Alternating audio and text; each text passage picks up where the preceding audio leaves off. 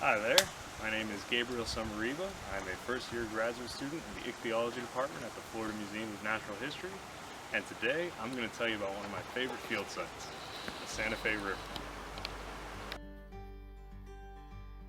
The Santa Fe River flows west along the border of northern Alachua County and the southern parts of Bradford, Union, Columbia, and Suwannee counties.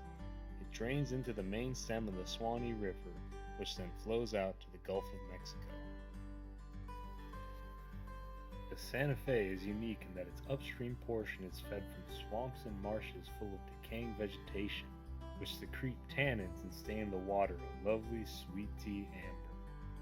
The downstream portion, however, is fed by numerous natural springs that give the lower Santa Fe its characteristic crystal clear waters, making it an excellent place for snorkeling.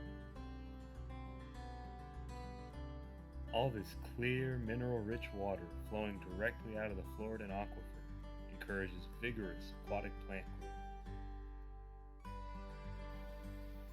Vast underwater fields of spring tape whip about freely in the invisible current and form emerald mazes and tunnels that provide habitat for a variety of animals. So our lab's research is primarily focused on freshwater fishes in Southeast Asia, so we don't actually have any ongoing research at this site. However, this is my favorite place to bring students who are interested in learning some of the techniques we use in the field.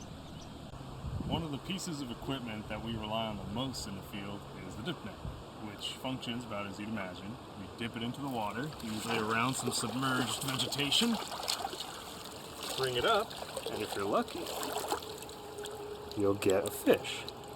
This here is a tadpole mad tom.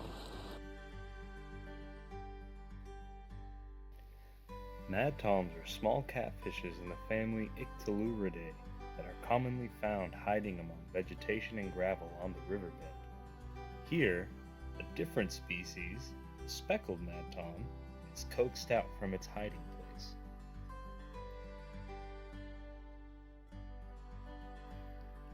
The fish diversity of the lower Santa Fe is not restricted to catfishes alone. A scaly riot of colors and forms school and flit among the dancing green blades of this surreal backdrop.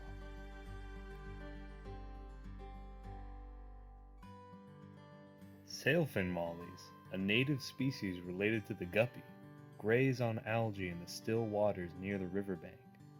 The brightly colored males display metallic blues and bright oranges to attract mates and fend off rivals. A mixed shoal of several fish species forage together in a lower flow portion of the river, sifting through mouthfuls of sediment to find food. A juvenile Suwannee bass, a popular game fish in the Santa Fe, hangs near the edge of the group ready to pounce on swimming prey flushed out by other fish, such as the long, thin Seminole killifish, a species endemic to Florida, or the red-breast sunfish, a beautiful and pugnacious fish that will aggressively defend its nest during the breeding season.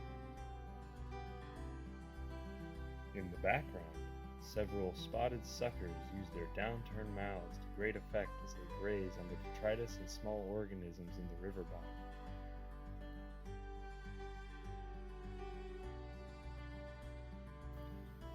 One of the true gems of Florida's fresh waters, metallic shiners hold position in the sweeping current like miniature trout, flashing their fluorescent blue and orange sides as they snap up morsels blowing downstream.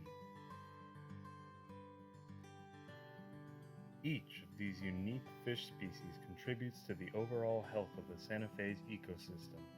By assessing which species are present or absent through our sampling, we help to create a historical record of past conditions that can be used as a reference point for future environmental assessments.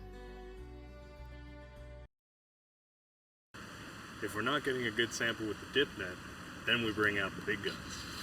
This is a seine net, and it's essentially just two poles with a large net stretched in between. We've got these floats on the top and lead weights on the bottom to hold the bottom down, and essentially each person will take a pole, and you will pull on it, bring it up against the current, and if you're lucky, you'll get a nice sample of fish.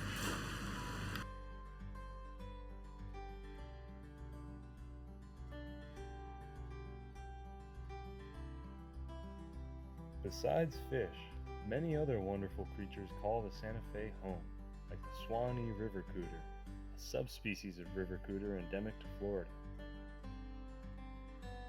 All along the banks of the Santa Fe, you can see a host of charming organisms that rely on the river's bounty. Visits during different parts of the year yield different residents, and the river never wears the same look twice.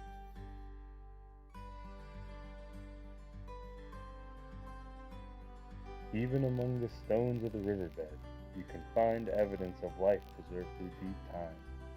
Fossils are continuously worn out of rock by the moving water, and sea biscuits, relatives of sand dollars, are particularly abundant in the Chert Limestone Formation. The Santa Fe River is not just a great place to explore fish diversity. It has lots to offer everybody, from wildlife viewing opportunities to snorkeling its crystal clear waters. Whether you're looking for fossils or looking to unwind, the Santa Fe River is one of my top places in Gainesville and surrounding areas. The High Springs Boat Ramp is an easy place to access it. I hope you get the chance to visit it for yourself.